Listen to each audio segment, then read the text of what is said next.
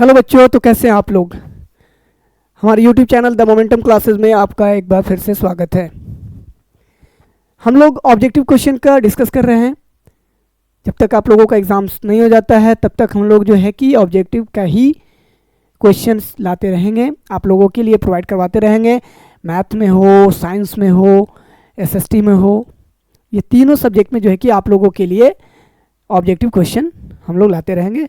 फिर एग्ज़ाम्स के बाद में आपका बाकी जो लोग भी इस वीडियो को देखते हों, एग्ज़ाम्स के बाद प्रॉपर तरीके से 9-10 का सिलेबस का इस पर पढ़ाई होगा। हर चैप्टर वाइज करके उसका डिस्कस किया जाएगा। आज हम लोग कुछ क्वेश्चन जो है ज्योग्राफी के चैप्टर से लेकर के आए हैं, परिवहन एवं संचार व्यवस्था से। ज्योग्राफी का एक चैप्टर है परिवहन एवं संचार व्यवस्था से, जो है कि उसका क्वेश्चन का डिस्कस आज हम लोग करेंगे, जिसमें टोटल क्वेश्चन जो है 70-71 क्वेश्चन के करीब में है, जिसमें हम लोग जो है कि इसको 2 पार्ट में सॉल्व डिस्कस करेंगे। तो चलते हैं हम लोग क्वेश्चन पहला नंबर क्वेश्चन की ओर। पहला क्वेश्चन है, स्वनिर्म चतुर्भुज महामार्ग संबंधित है। स्वनिर्म चतुर्भुज महामार्ग संबंधित है। तो स्वनिर्म चतुर्भुज महामार्ग संबंधित, स्वनिर्म चतुर्भुज महामार्ग से 4 महानगरों को जोड़ता है। ये दिल्ली, मुंबई, कोलकाता और चेन्नई, ये 4 महानगरों को जो है कि ये जोड़ता है, और इसी को स्वनिर्म चतुर्भुज महामार्ग कहते हैं। तो इसका ऑप्शन एक बार देख लेते हैं।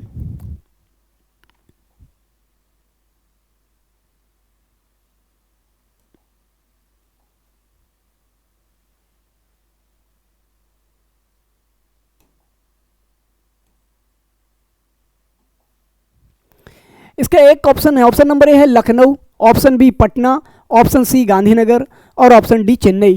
क्वेश्चन कहता है कि स्वनिर्म चतुर्भुज महामार्ग संबंधित है, तो ये इसका आंसर होगा। अभी मैंने आप लोगों को बताया कि स्वनिर्म चतुर्भुज मार्ग जो है 4 महानगरों को जोड़ता है, जिसमें 4 महानगर में दिल्ली, मुंबई, कोलकाता और चेन्नई है। तो इसका ऑप्शन में देख लेते हैं। ऑप्शन ए में आपका दिया है लखनऊ, ऑप्शन बी है पटना, ऑप्शन सी है गांधीनगर और ऑप्शन डी है चेन्नई। तो इसका आंसर जो होगा, इसका आंसर सही होगा ऑप्शन नंबर डी चेन्नई। इसलिए इसका आंसर सही होगा ऑप्शन नंबर डी चेन्नई। बाकी ये सारा ऑप्शन जो है गलत है। स्वनिर्म चतुर्भुज महामार्ग से संबंधित कौन है? चेन्नई है। अब हम चलते हैं next question, question number second. Question number second कहता है, भारत का सर्वाधिक विदेशी व्यापार किस मार्ग से होता है, किस मार्ग द्वारा होता है? भारत का सर्वाधिक विदेशी व्यापार किस मार्ग द्वारा होता है? भारत का विदेशी व्यापार सर्वाधिक, सबसे ज़्यादा विदेशी व्यापार जो होता है किस मार्ग से होता है? ऑप्शन ए है स्थल मार्ग, ऑप्शन ए आपका है स्थल मार्ग, ऑप्शन बी वायु मार्ग, ऑप्शन सी समुद्री मार्ग और ऑप्शन डी है पाइपलाइन। ऑप्शन ए स्थल मार्ग, ऑप्शन बी वायु मार्ग, ऑप्शन सी समुद्री मार्ग, ऑप्शन डी पाइपलाइन। तो भारत का सर्वाधिक विदेशी व्यापार किस मार्ग से सबसे ज़्यादा होता है, किस मार्ग के द्वारा होता है? तो इसका सही आंसर होगा ऑप्शन नंबर सी, समुद्री मार्ग जो है इसका सही है। इसका आंसर सही होगा समुद्री मार्ग। आपका आंसर जो है स्थल मार्ग नहीं होगा, वायु मार्ग भी नहीं होगा और पाइपलाइन भी नहीं होगा। इसलिए ये तीनों ऑप्शन जो है आपका नहीं होगा। आपका ऑप्शन नंबर सी जो है कि सही है। समुद्री मार्ग के द्वारा सबसे ज़्यादा जो है कि विदेशी व्यापार जो होता है, विदेशी व्यापार जो है कि समुद्री मार्ग के द्वारा ही होता है। चलते हैं question number third. Question number third कहता है कि पक्की सड़कों की लंबाई की दृष्टि से प्रथम स्थान पर कौन राज्य है? पक्की सड़कों की लंबाई की दृष्टि से अगर देखा जाए तो सबसे प्रथम स्थान पर कौन सा राज्य आता है जहां पर पक्की सड़कें हैं? ऑप्शन देखते हैं। ऑप्शन ए है आपका Bihar, option B Maharashtra, option C Tamil Nadu और ऑप्शन डी जो है केरल है। इसका सही आंसर आपका होगा महाराष्ट्र। इसका सही आंसर कौन होगा? महाराष्ट्र होगा। इसका सही answer option number B, Maharashtra जो है सबसे ज्यादा पक्की सड़क है। पक्की सड़कों वाला सबसे ज्यादा राज्य जो है, पक्की सड़कों वाला सबसे ज्यादा पक्की सड़क कहाँ है? महाराष्ट्र में है। तो इसलिए इसका आंसर होगा कि पक्की सड़कों की लंबाई की दृष्टि से भारत का प्रथम स्थान भारत में किसका आता है? तो महाराष्ट्र का आता है। इसलिए आपका बिहार नहीं होगा, तमिलनाडु भी नहीं होगा और केरल भी नहीं होगा। इसका सही answer option number B, Maharashtra. अब चलते हम लोग क्वेश्चन नंबर 4। क्वेश्चन नंबर 4 कहता है नागपुर सड़क योजना के अंतर्गत सड़कों को कितने भागों में बांटा गया? नागपुर सड़क योजना के अंतर्गत, नागपुर सड़क योजना के अंतर्गत कितने सड़कों को जो है कितने भागों में बांटा गया है? ऑप्शन ए है 4, ऑप्शन बी है 6, ऑप्शन सी है 2, ऑप्शन डी है 5। कितना कितना ऑप्शन है? ऑप्शन नंबर ए देख लीजिए 4 है, ऑप्शन नंबर बी है 6, ऑप्शन सी है 2, ऑप्शन डी है 5। तो क्वेश्चन कहता है, एक बार और देख लेते हैं कि नागपुर सड़क योजना के अंतर्गत, नागपुर सड़क योजना के अंतर्गत सड़कों को कितने भागों में बांटा गया है? तो इसका सही आंसर होगा ऑप्शन नंबर बी, 6 जो है कि सही है, 6 वर्गों में बांटा गया है। कितना वर्गों में बांटा गया है?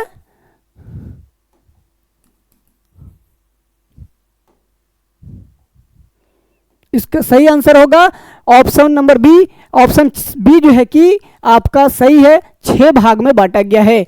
ये भी नहीं होगा, 2 नहीं होगा और 5 नहीं होगा, 4, 2, 5 नहीं होगा। यानी कि ऑप्शन ए, सी, डी जो है आपका आंसर नहीं होगा। ऑप्शन बी जो है आपका सही आंसर है।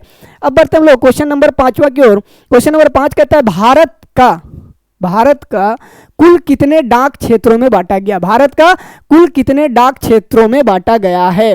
भारत का कुल कितने डाक क्षेत्र में बांटा गया? ऑप्शन एक बार देख लेते हैं। ऑप्शन ए है 7, option B 5, option C 6, option D 8। तो इसका सही आंसर कौन होगा? इसका सही आंसर जो होगा कि भारत को कुल कितने डाक क्षेत्रों में बांटा गया है। तो इसका सही आंसर आपका जो होगा वो होगा, इसका सही आंसर आपका ऑप्शन नंबर डी, 8 जो है, 8 क्षेत्रों में भारत को कुल कितने डाक क्षेत्रों में बांटा गया है? तो इसको जो है कि 8 क्षेत्रों में बांटा गया है, 8 क्षेत्रों में बांटा गया है। अब बढ़ते हैं क्वेश्चन नंबर 6। देश में कितने विशेष आर्थिक क्षेत्र हैं? देश में कितने विशेष आर्थिक क्षेत्र हैं, विकसित हैं यानी डेवलप्ड हैं? देश में कितने आर्थिक क्षेत्र जो है, विशेष आर्थिक क्षेत्र विकसित हैं? ऑप्शन ए है 10, ऑप्शन बी है 7, ऑप्शन सी है 15, ऑप्शन डी है 5। ए नंबर में देता है 10, बी नंबर में है 7, सी में है 15 और डी में है 5। तो इसका देश में कितने विशेष आर्थिक क्षेत्र विकसित हैं? तो इसका सही आंसर होगा आपका ऑप्शन नंबर ए, 10 जो है विशेष आर्थिक क्षेत्र विकसित हैं। आपका ऑप्शन ए जो है बिल्कुल सही है, ऑप्शन नंबर ए 10 जो है विशेष आर्थिक क्षेत्र हैं।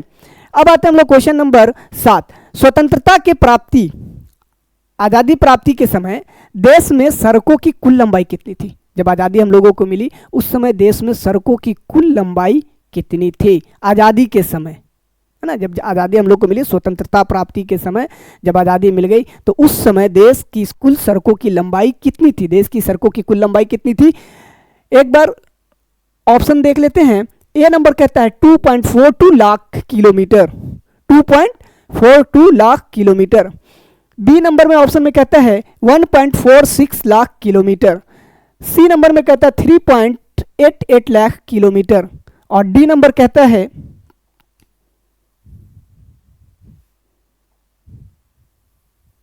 डी नंबर कहता है 5.78 लाख किलोमीटर। ए में कहता है 2.42 लाख किलोमीटर, बी में कहता है 1.46 लाख किलोमीटर, सी ऑप्शन में कहता है 3.88 लाख किलोमीटर और डी में कहता है 5.78 लाख किलोमीटर। तो इसका सही आंसर जो होगा कि आज़ादी के समय भारत देश में कुल सड़कों की लंबाई जो थी वो थी 1.46 लाख किलोमीटर। इसलिए आपका आंसर सही होगा ऑप्शन नंबर बी का 1.46 लाख किलोमीटर। अब चलते हैं हम लोग नेक्स्ट क्वेश्चन की ओर। नेक्स्ट क्वेश्चन कहता है कि निम्नलिखित में कौन सड़कों का एक वर्ग नहीं है? निम्नलिखित में कौन सड़कों का एक वर्ग नहीं है? निम्नलिखित में कौन सड़कों का एक वर्ग नहीं है? ऑप्शन देख लेते हैं। ए कहता है पूरब पश्चिम गलियारा, बी कहता है एक्सप्रेसवे, सी कहता है स्वनिर्मित त्रिभुज राजमार्ग और ऑप्शन डी कहता है सीमांत सड़कें। कहता है कि निम्नलिखित में से कौन सड़कों का एक वर्ग नहीं है?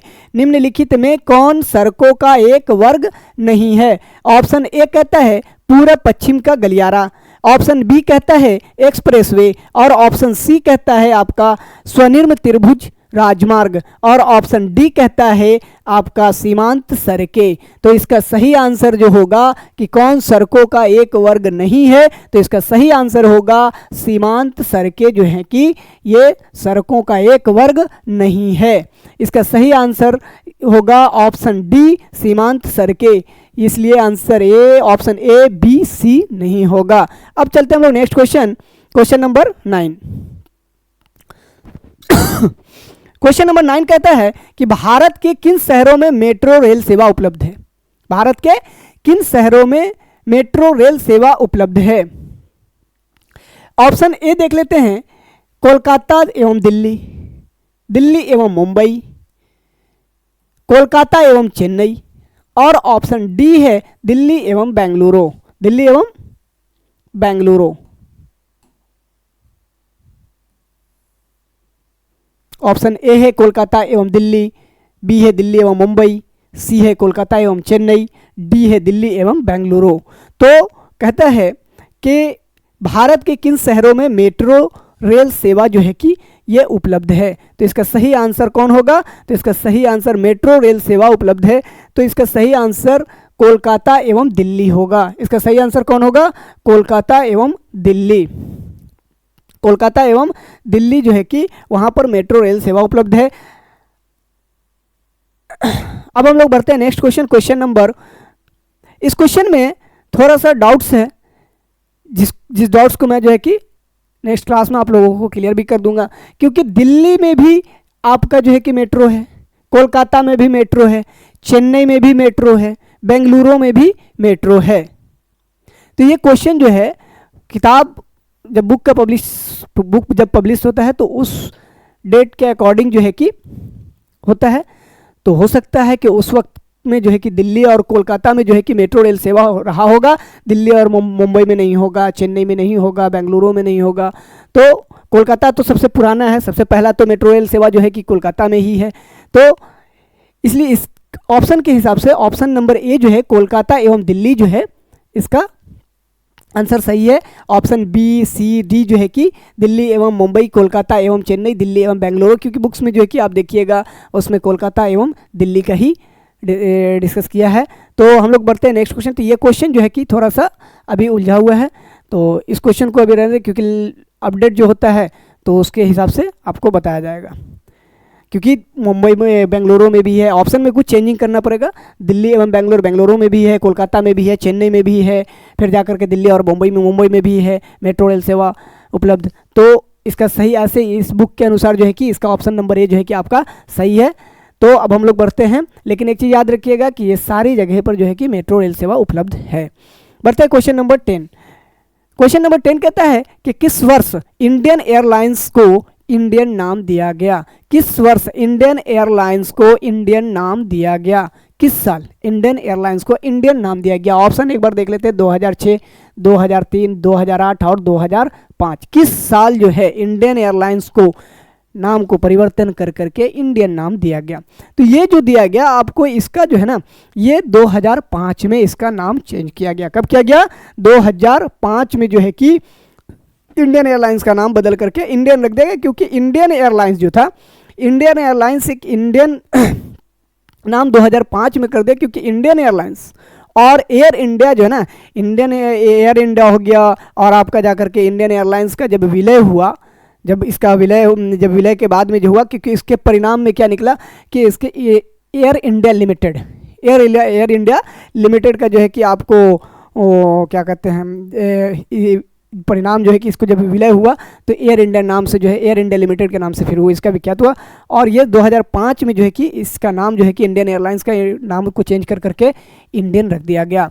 अब बढ़ते हैं हम लोग नेक्स्ट क्वेश्चन। तो इसका ऑप्शन डी जो है कि सही है, ए बी सी जो है कि आपका गलत ऑप्शन है। ऑप्शन नंबर डी जो है कि 2005 में इंडियन एयरलाइंस का नाम जो है कि इंडियन किया गया। अब बढ़ते हैं हम लोग क्वेश्चन नंबर 11। एनोर-पत्तन बंदरगाह किस राज्य में अवस्थित है? किस राज्य में है? तो ऑप्शन देख लेते हैं। ऑप्शन ए है गुजरात, ऑप्शन बी है गोवा, ऑप्शन सी है तमिलनाडु, ऑप्शन डी है कर्नाटक। तो ये एन्नोर-पत्तन कहाँ है? तो एन्नोर-पत्तन आपका जो है कि ये आपका तमिलनाडु में है, इसलिए ऑप्शन ए बी और डी जो है कि आपका गलत है। चलते हैं हम लोग next question number 12। Question number 12 जो है कि पंचायती राज व्यवस्था, बहुत बार आ चुका क्वेश्चन है कि पंचायती राज व्यवस्था सर्वप्रथम किस राज्य में लागू किया गया? पंचायती राज व्यवस्था सबसे पहले किस राज्य में लागू किया गया? ऑप्शन देख लेते हैं। राजस्थान हो गया, बिहार हो गया, उत्तराखंड हो गया, मध्य प्रदेश हो गया। तो सबसे पहले पंचायती राज व्यवस्था जो है कि किस राज्य में लागू किया गया? तो इसका सही आंसर आप लोग को पिछले क्लास में भी बता चुके हैं, स्टार्टिंग में भी बता चुके हैं कि इसका सही आंसर जो होगा वो होगा आपका राजस्थान में। सबसे पहले पंचायती राज व्यवस्था राजस्थान में लागू किया गया था, इसलिए आपका ऑप्शन बी सी डी जो है कि बिल्कुल ही नहीं होगा। ऑप्शन ए जो है कि सही है, राजस्थान में सबसे पहली बार प्रथम बार जो है कि पंचायती राज व्यवस्था लागू किया गया। अब बढ़ते हैं next question number 13। Question number 13 कहता है कि भारतीय अंतर्देशीय जल मार्ग प्राधिकरण का गठन किस वर्ष हुआ? भारतीय अंतर्देशीय जलमार्ग का गठन जो है कि किस वर्ष किया गया? ऑप्शन देख लेते हैं। Option A 1986, option B 1988, option C 1985, option D 1989।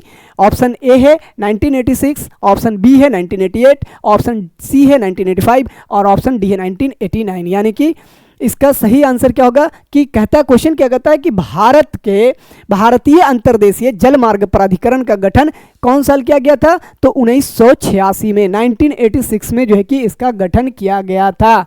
Option ए आपका बिल्कुल सही है, बी सी डी जो है कि ऑप्शन आपका नहीं होगा। अब चलते हैं नेक्स्ट क्वेश्चन। तो 1986 में भारतीय अंतर्देशीय जल मार्ग प्राधिकरण का गठन 1986 में किया गया था। अब आते हैं नेक्स्ट क्वेश्चन। देश में दूरदर्शन है ना, दूरदर्शन पहले टीवी पर देता था ना, DD1 DD2। अब तो लोगों के पास जो है कि टाटा स्काई हो गया है, एयरटेल का हो गया है, बहुत सारा सेवा हो गया। लेकिन सबसे पहले जो है कि दूरदर्शन जो है कि हुआ था। दूरदर्शन सेवा का आरंभ कब हुआ था? देश में दूरदर्शन सेवा का आरंभ कब हुआ था? तो देश में दूरदर्शन सेवा का आरंभ जो है कब हुआ था? तो देश में दूरदर्शन सेवा का आरंभ, तो ऑप्शन एक बार पहले देख लेते हैं, उसके बाद डिस्कस करते हैं। 1960, option B 1961, option C 1958, option D 1959। Option A है 1960, ऑप्शन बी है 1961, ऑप्शन सी है 1958, ऑप्शन डी 1959। तो भारत में जो है कि देश में दूरदर्शन जो है कि शुरुआत किया गया था 15 सितंबर 1959 को। 15 सितंबर 1959 को दिल्ली में ही जो है कि इसका शुरुआत किया गया था। दूरदर्शन का शुरुआत जो है कि दिल्ली में आपका किया गया था। 15 सितंबर कब किया गया था?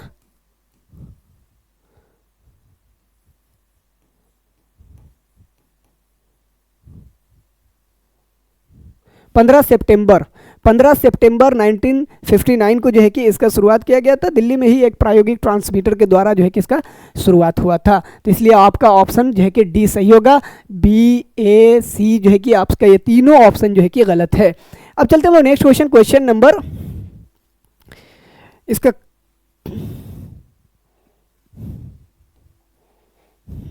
कहाँ किया गया था? तो ये जो किया गया था दिल्ली में किया गया था। चलते हैं next question number 15। Question number 15 कहता है कि ऑल इंडिया रेडियो का नाम बदल करके आकाशवाणी किस वर्ष रखा गया? ऑल इंडिया रेडियो का नाम बदल करके आकाशवाणी किस साल रखा गया था? ऑप्शन है 1957, option B 1958, option C 1956, option D 1959।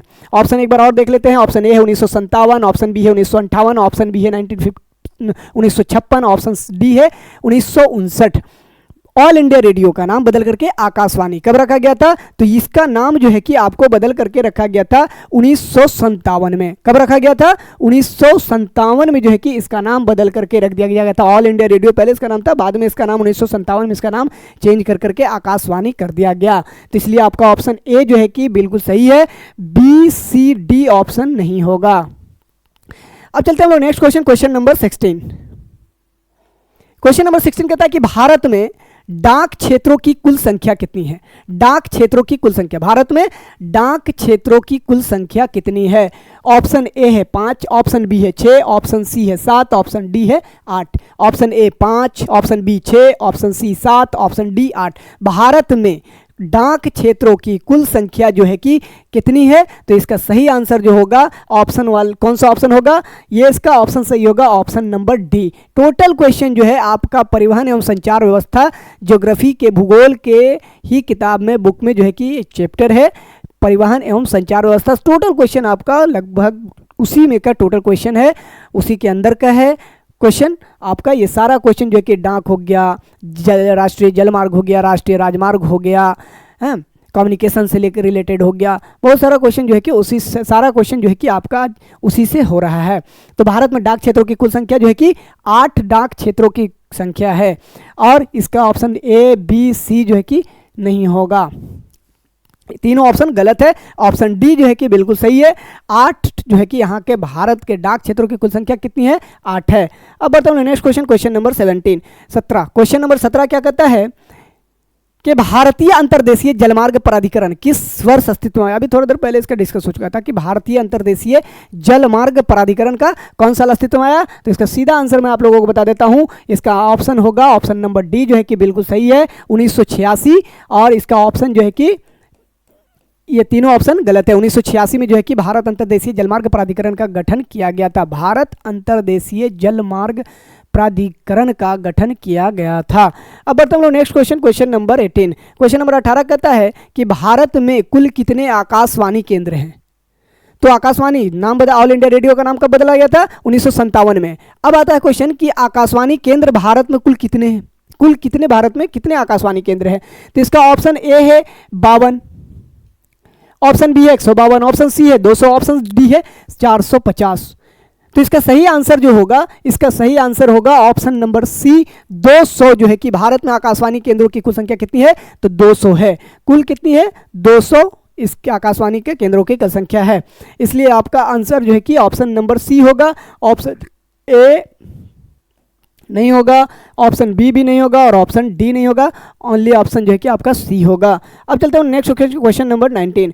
कहता है भारत में टेलीफोन सेवाएं कब प्रारंभ हुई? भारत में टेलीफोन जो है कि सेवाएं कब प्रारंभ हुई? भारत में टेलीफोन सेवा कब प्रारंभ? ऑप्शन देख लेते हैं। ऑप्शन ए है आपका 1818, ऑप्शन बी है 1881, ऑप्शन सी है 1912 और ऑप्शन डी है 1947। एक बार और ऑप्शन बता देता हूं, ऑप्शन ए है 1818, ऑप्शन बी है 1881, ऑप्शन सी है 1912 और ऑप्शन डी है 1947। तो इसका सही आंसर जो होगा वो होगा आपका ऑप्शन बी जो है बिल्कुल सही आंसर है। 1881 में भारत में टेलीफोन सेवाएं कब शुरू की गई थी? तो 1881 में जो है कि यहाँ टेलीफोन सेवाएं स्टार्ट की गई थी। इसलिए आपका आंसर जो है ए सी डी नहीं होगा। आपका सही आंसर ऑप्शन नंबर बी जो है कि बिल्कुल सही है। 1881 में भारत में जो है कि टेलीफोन सेवाएं प्रारंभ शुरुआत की गई। 20 नंबर क्वेश्चन कहता है कि इनमें कौन व्यापारिक केंद्र गंगा नदी के तट पर स्थित नहीं है? इनमें कौन व्यापारिक केंद्र गंगा नदी के तट पर स्थित नहीं है?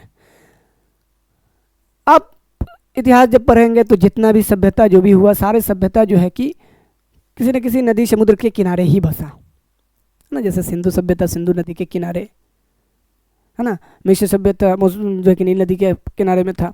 तो लगभग जितना भी जो है कि बड़े बड़े महानगर भी देख लीजिए जो बने हैं तो समुद्र के किनारे या नदी के किनारे ही हैं। पटना गंगा नदी के किनारे, मुंबई भी देख लीजिए, मुंबई में भी बंदरगाह है, समुद्र है, चेन्नई भी समुद्र के किनारे है, कोलकाता भी समुद्र के किनारे नदी के किनारे है ना। तो लेकिन इसमें क्वेश्चन क्या कहता है कि इनमें कौन व्यापारिक केंद्र गंगा नदी के तट पर स्थित नहीं है? तो गंगा नदी के किनारे पर स्थित नहीं है। तो आपका कानपुर गंगा नदी के किनारे है। कानपुर गंगा नदी के किनारे है, तो ये भी ऑप्शन नहीं होगा। भागलपुर, भागलपुर भी जो है कि गंगा नदी के किनारे ही है, गंगा नदी यहाँ पर भी है। ऑप्शन डी जो है वाराणसी, वाराणसी तो बहुत फेमस है, गंगा नदी सबको जानते हैं, है ना। वाराणसी भी जो है कि गंगा नदी के किनारे है। तो इसमें अब ऑप्शन कौन बचता है? ऑप्शन आपका सी बचता है, जो कि बिल्कुल सही हो जाएगा। ऑप्शन सी, जबलपुर जो है ये गंगा नदी के तट पर स्थित नहीं है, बल्कि कहाँ है?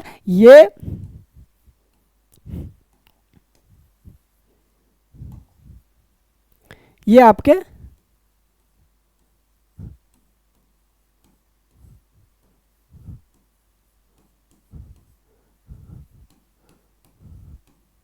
नर्मदा नदी के तट पर स्थित है। ये कहाँ है?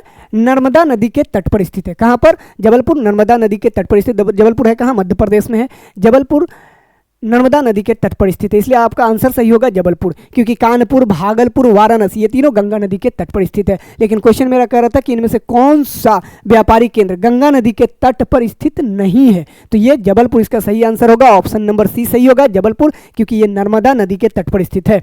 अब बढ़ते हम लोग नेक्स्ट क्वेश्चन, क्वेश्चन नंबर 21। ये कहता है कि दिल्ली से कोलकाता तक की राष्ट्रीय राजमार्ग किस नाम से प्रसिद्ध है? दिल्ली से कोलकाता, दिल्ली से कोलकाता तक की राष्ट्रीय राजमार्ग किस नाम से प्रसिद्ध है? ऑप्शन ए है NH1, ऑप्शन बी है NH2, ऑप्शन सी है NH4, option D NH5।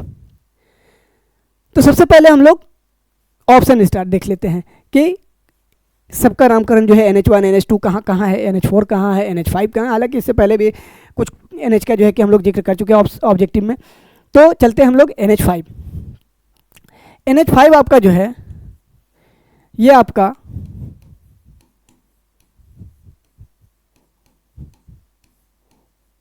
Kolkata से चेन्नई। ऑप्शन सी में कहता है NH4, तो NH4 कहाँ है?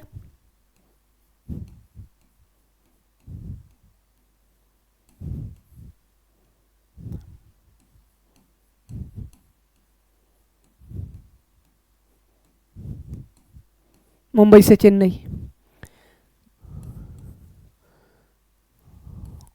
NH1 कहाँ है?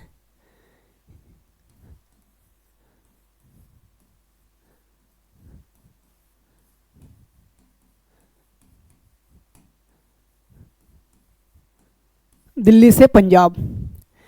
और NH2 कहाँ है?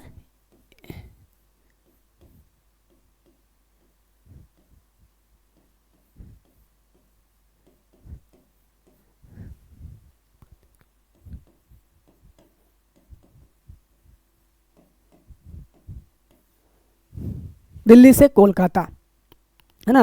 तो आपका सही आंसर कौन सा होगा? ऑप्शन बी वाला जो है कि आपका सही है कि दिल्ली से कोलकाता तक, दिल्ली से कोलकाता तक। तो दिल्ली से कोलकाता कौन है? तो दिल्ली से कोलकाता ये आपका है जो है कि सही होगा। दिल्ली से कोलकाता कौन है? NH2 है आपका सही आंसर। ऑप्शन बी जो है कि बिल्कुल सही है, दिल्ली से कोलकाता। NH1 कहाँ से कहाँ तक जाता है? NH1 आपका दिल्ली से पंजाब, दिल्ली से पंजाब, दिल्ली से कहाँ? पंजाब। और ऑप्शन सी के देख लेते हैं NH4। NH4 कहाँ से कहाँ तक जाता है? NH4 आपका जाता है मुंबई से चेन्नई, मुंबई से चेन्नई जाता है। और NH5 कोलकाता से चेन्नई, कोलकाता से चेन्नई, कोलकाता से चेन्नई जो है कि NH5 कहलाता है। तो इसका आपका सही आंसर ऑप्शन बी जो है कि सही है। A, C और D ऑप्शन आपका नहीं होगा। अब चलते हैं नेक्स्ट क्वेश्चन, क्वेश्चन नंबर 22 यानी कि 22।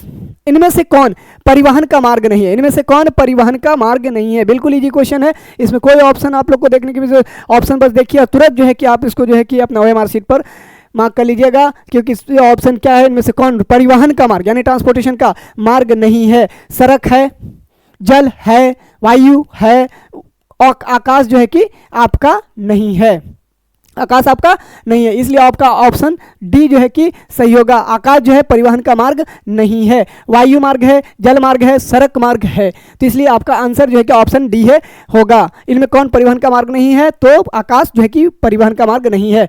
अब चलते हैं हम लोग next question, question number 23। Bharat में सबसे ऊंची सड़क कहाँ मिलती है? भारत में सबसे ऊंची सड़क, सबसे ऊंची मतलब सबसे ऊंचाई पर स्थित कहाँ है?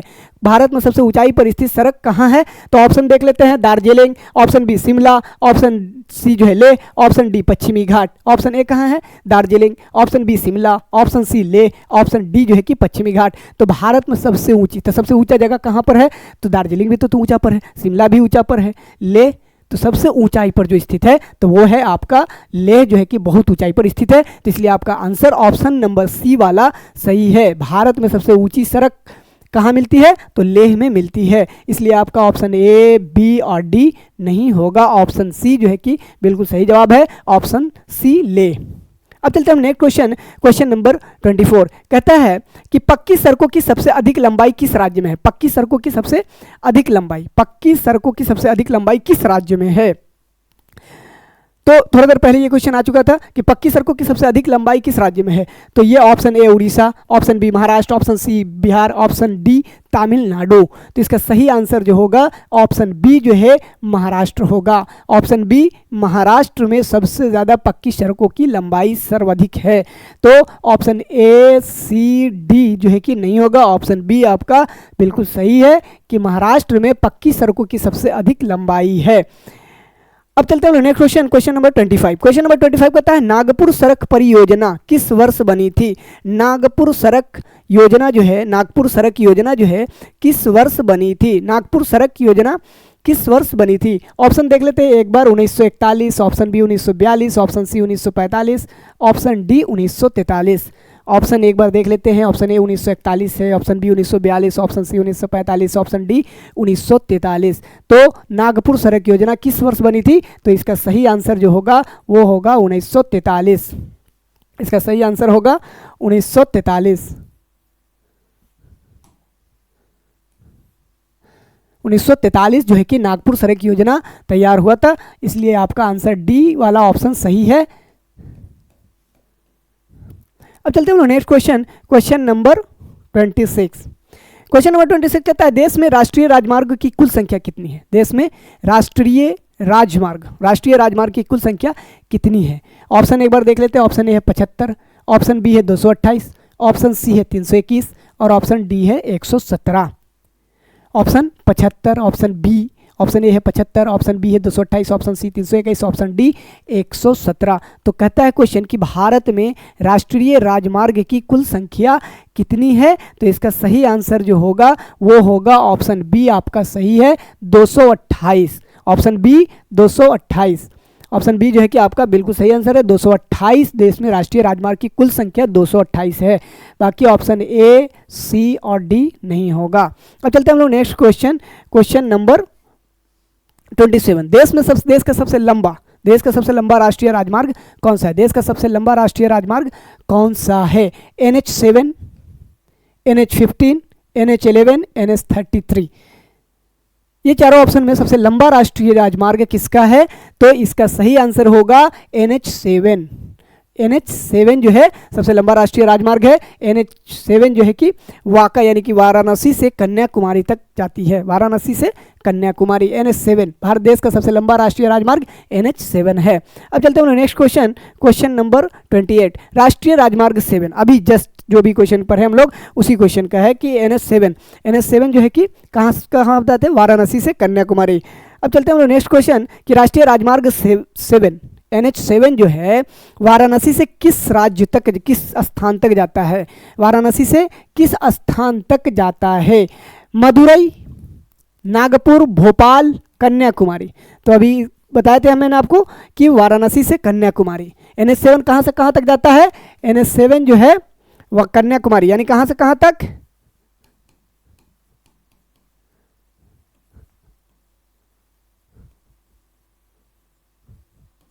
वाराणसी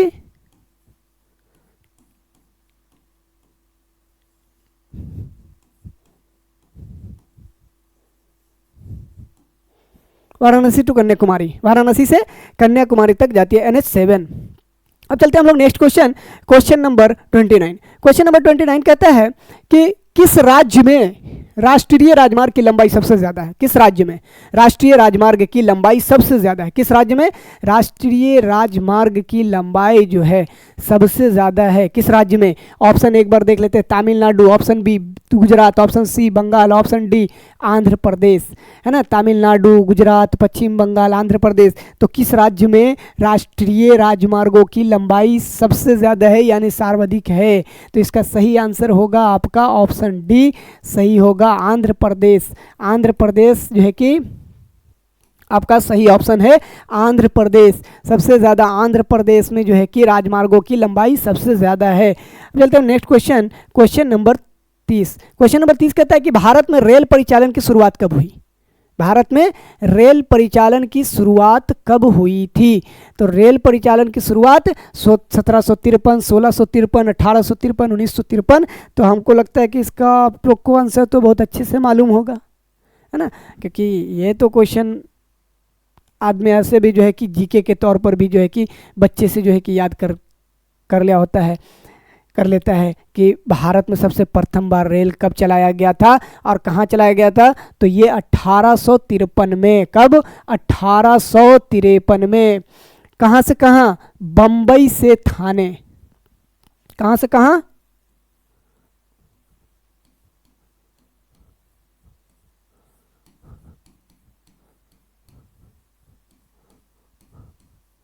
बम्बई से थाने के बीच। टोटल कितना चला था? 34 किलोमीटर। पहला यात्रा जो 34 किलोमीटर का हुआ था। तो इसलिए आपका ऑप्शन सी जो है सही है। 1853 में भारत में रेल परिचालन की शुरुआत 1853 में होती है। ब्रिटिश गवर्नमेंट उस वक्त रहता है, ब्रिटिश की हुकूमत रहती है, और ये 34 किलोमीटर चला था।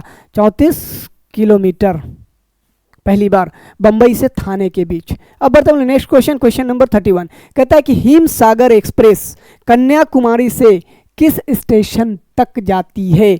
हिमसागर एक्सप्रेस ट्रेन है, हिमसागर एक्सप्रेस कन्याकुमारी से किस स्टेशन तक जाती है? Option A Guwahati, option B Howrah,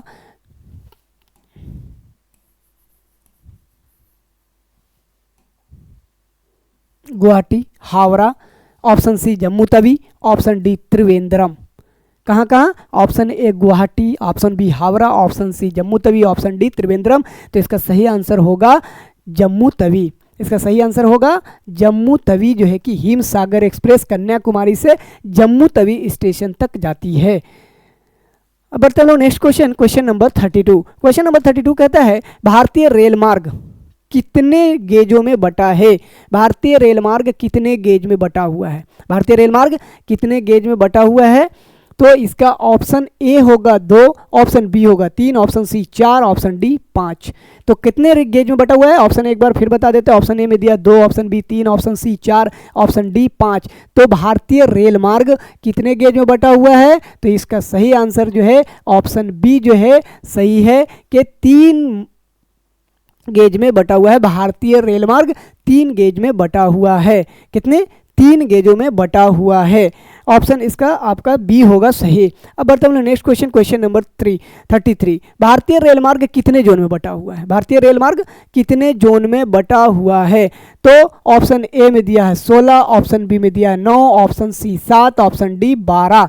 तो ऑप्शन आपका एक बार फिर देख लेते हैं। Option A 16, option B 9, option C 7, option D 12। तो भारतीय रेल मार्ग कितने जोन में बटा है? तो ऑप्शन ए 16। कितना?